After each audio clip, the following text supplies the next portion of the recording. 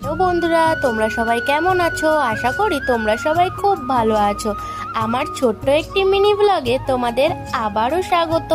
আর এতদিন বৃষ্টির পর আজকের আবহাওয়াটা খুব সুন্দর ছিল।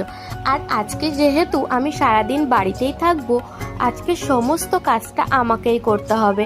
কেননা মা আজকে বাড়িতে নেই, মা দিদা বাড়ি গেছে, দাদুর শরীরটা একটু খারাপ, সেই জন্য আমি রান্না বান্না করবো। বাবা এসে আবার ভাত খাবে, এই জন্য প্রথমে চালটা ধুয়ে চালটা ভিজিয়ে রাখলাম। তারপর ঘরের বিছানাগুলো গুছিয়ে নিলাম। গুছানোর পর ঘর বাড়িগুলো একটু পরিষ্কার করে নিলাম। তারপর চলে এলাম রান্নাটা করতে। তো প্রথমেই ভাতটা রান্না করে নেব।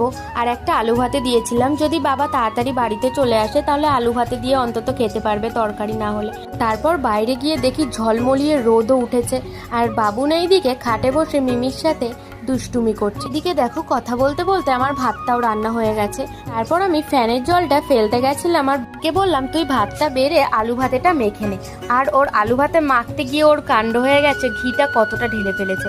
তারপর এসে আমি সব ঠিকঠাক করে দুজন মিলে খাওয়া দাওয়া করে নিলাম।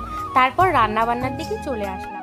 আর যেহেতু মা বাড়িতে নেই, সেহেতু ও দেখো স্কুল ছুটি করে বাড়িতে বসে কামরাঙা মাখা খায়। বান্ধবী দিয়েছে বলে কথা, তাই জন্য সুন্দর করে কামরাঙা মাখাটা করলো, করে নিজে খেলো, আমাকেও দিয়েছিল, আমিও খেলাম। খেয়ে দেখলাম কামরাঙা মাখাটা বেশ দারুণই করেছে। তারপরে আমি মশলাগুলো মিক্সি করে নিয়ে চলে এসেছি রান্না করতে।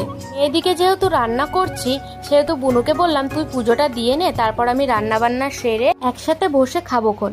স্নানটা সেরে খেতে বসে পড়লাম। তো আজকে করেছিলাম কচু ভাজা আর লাল লাল করে মাছের ঝোল। মাছের ঝোলটা জেমাদেরকেও দিয়েছিলাম, বললো আজকে নাকি দারুণ হয়েছে খেতে।